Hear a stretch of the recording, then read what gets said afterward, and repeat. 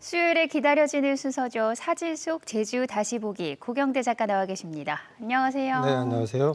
오늘은 어떤 이야기를 해볼까요? 지난주에 함덕 멜로장 얘기를 했었는데요. 오늘도 이어서 해보겠습니다. 사진 보시죠. 네, 지난주에 봤던 동상이죠. 어부들이 그물을 잡고 있는 모습인가요? 네, 지난주에도 말씀드렸는데요. 해수욕장 입구에 있는 동상입니다. 그런데 이 동상에서 어부들이 잡고 있는 그물이 뭔가 다른 것 같지 않나요? 네. 예, 보통 어부들이 큰 그물 하나를 같이 맞들고 끌어올리잖아요. 그런데 이 사진을 잘 보시면 어부들이 잡아당기는 그물이 길쭉해 보이고요. 네. 그리고 큰 그물을 같이 맞잡은 것이 아니고 한 사람이 하나씩 그물을 잡아당기는 것 같아 보이고요. 이 그물이 길쭉한 후리그물을 표현한 것 아닐까 하는 생각이 들었는데요. 지난주에 보셨던 후리그물과 같이 보시죠. 지난주에 봤던 후릿그물 사진인데 이 후릿그물로 매일 그러니까 멸치를 잡는 방법이 좀 특이했죠? 네, 바로 저 그물을 배에 싣고 먼 바다로 나갔다가 멸치떼가 해변으로 몰려오면 배 양끝에 그물을 매달고 진을 벌려서 해안 쪽으로 매를 몰아온다. 그러면 사람들이 팀을 짜서 길쭉한 그물을 잡아당겨서 매를 잡는다. 이렇게 말씀드렸는데요. 바로 그때 매일 그물을 잡아당기는 모습을 작품으로 표현한 것 같았습니다. 보통 이 동상 보고 그냥 그물로 뭘 잡는구나 하고 말 텐데요. 제가 공항이민 선생님 책에서 이 후르그물에 대해서 배우고 나서 보니까 이 동상 그물이 바로 그 후리그물로 보이더라고요. 저 동상 그물 안에 잡은 멸치도 보이시나요? 네. 예. 기록에 의하면 그물이 찢어질 정도로 매를 많이 잡았다고 하는데요. 정작 이 작품에서는 그물 안에 멜이 너무 적게 들어있더라고요. 그러네요. 그물 안을 저렇게 만든 것도 나름 작가의 의도가 있었겠죠. 또 이 동상에 재밌는 이야기가 들어있었는데요. 그것도 보실까요? 네. 이 동상의 어부가 몇 명으로 보이세요? 한 명, 두 명, 8명인가요? 8명의 어부가 그물 작업을 하고 있네요. 예, 잘 보셨네요. 8명이 각자 다른 동작으로 표현되었는데요. 네. 왜 이 조각의 어부가 8명일까? 그것도 의미가 있더라고요. 이 어부가 8명인 것은 오성찬 선생의 책 으뜸마을 함덕리에서 배울 수 있었는데요.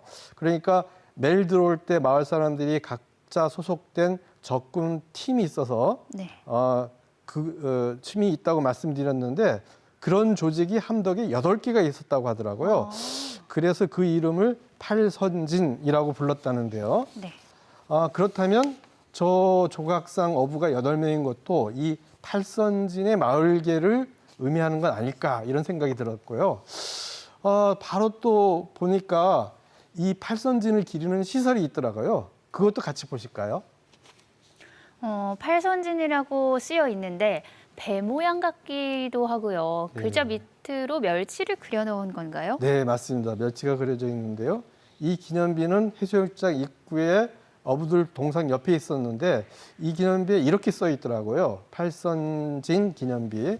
1902년경에 한석봉 선생이 매일 그물 조업법을 가르쳐서 함덕리에서 매일잡이를 시작하게 되었다. 그래서 매일 그물 팔선진을 구성하게 됐는데 이 팔선진의 작업은 협동심을 바탕으로 했고 이때 서우제 소리 노래도 만들어졌다. 이곳 함덕 팔선진의 명의는 나중에 명의의 이 부지는 나중에 마을에 기부돼서 이것이 오늘날 함덕 해수욕장으로 개별되었다. 예, 그래서 팔선진 여러분들의 고마움을 기리면서 이 비를 세웠다 이렇게 써 있더라고요. 이런 이야기로 보면 앞에 동상에서 어부가 8명인 것과 팔선진과 연관이 있는 것이 맞겠죠. 또 이곳에 기념작품도 있었는데요. 그것도 같이 보시죠. 왼쪽 사진은 앞에서 봤던 배 모양의 기념비를 다른 방향에서 본 건데 오른쪽 작품 설명은 어떤 내용인가요? 네, 일단 왼쪽 사진 계단 위에 기념비가 서 있는 게 보이실 텐데요. 네. 이 기념비는 도라르왕 조각가 김남흥 작가가 만들었는데 작품 설명서를 보니까 저 작품은 함덕의 빛을 표현한 것이다. 그러니까 팔선진이 땅을 마을에 기부한 의미를 구현하는 뜻으로 팔개 선단의 하나하나가 모여서 빛을 이루었고 그 가치가 더 확산되는 것을 표현한 기념비라고 합니다. 이런 설치물의 뜻을 이곳 함덕에 놀러 오는 모든 이에게 잘 알릴 수 있었으면 좋겠다는 생각이 들었는데요. 네, 저도 여러 번 함덕해수욕장을 다녀왔지만 이렇게 의미 있는 작품이 있었다는 걸 오늘 처음 알았네요. 이런 이야기까지 알면 이 아름다운 해수욕장을 더 잘 즐길 수 있을 것 같네요. 다음 사진도 볼까요? 네, 바로 그 멜 어장이었던 만여평의 모래밭이 지금은 해수욕장으로 변한 모습이고요. 네. 예, 저렇게 썰물 때 모래톱이 다 드러나는 넓은 곳에서 매를 잡은 것이겠죠. 이곳에 또 재미있는 이야기가 있었는데요. 함덕을 주변 마을에서 썩은 멜장시라고 늘렸다고 하는데요. 네. 그 말이 생긴 것이 매를 거름으로 써서 수박과 물을 많이 재배했기 때문이라고 하더라고요. 내려오는 이야기 중에 수박 한 구대, 멜 세 개 이런 말이 있는데요. 네. 이걸 수박 재배법이라고 하는데 말하자면 수박씨 넣은 땅구멍에 멸치 3마리를 같이 넣어서 거름으로 썼다. 이렇게 매를 거름으로 쓰면서 함덕을 쓰게 되고 난 다음에는 함덕을 지나갈 때 매일 썩은 냄새가 진동했다고 하는데요. 네. 그래서 썩은 냄 나는 마을, 그래서 썩은 멜장시라고 불렀다고 합니다. 이렇게 수확한 수박이나 물을 마차에 싣고 밤새 제주시로 싣고 나갔다 그러는데 그때 마차 굴러가는 소리에 새벽잠을 설친다고 다른 마을 사람들과 다툼이 있을 정도로였다는 얘기가 있더라고요. 이제 함동 모래밭에 멜 후리는 모습을 볼 수가 없는데요. 그렇게 된 원인이 어디에 있었을까요? 그것을 알 수 있는 사진이 있습니다. 그것도 보시죠. 네. 집어등이 달린 고깃배네요. 네. 이 배 때문에 함덕 모래밭에서 멜 잡는 풍경이 사라진 건가요? 바로 그렇다고 하네요. 말하자면 회유어종인 멜이 함덕바닥에 해마다 들었는데 언제부턴가 집어등을 단 배들이 일찌감치 먼 바다에서 멜대를 다 잡아버려서 네. 이 모래사장에 멜이 들지 않게 되었다고 하더라고요. 그래서 이 함덕의 멜어장 이야기는 이렇게 조각과 기념비로만 남게 되었는데요.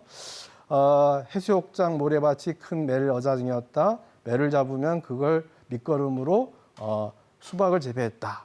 이런 재미있는 이야기들이 계속 또 널리 알려주면 좋겠다는 생각도 들었습니다. 다음 함덕 사진 또 보실까요? 지난번에 봤던 함덕 물통 목욕탕 사진이죠. 고도물이라고도 불렸던 여자 목욕탕인데요. 네, 저는 이곳 물통이 이렇게 여탕만 남은 것 같다. 그 SNS에 올렸었는데요, 사진을요. 네. 어떤 이가 댓글로 아니다. 바로 120m 떨어진 곳에 남탕도 그대로 있다. 이렇게 정보를 주셨어요.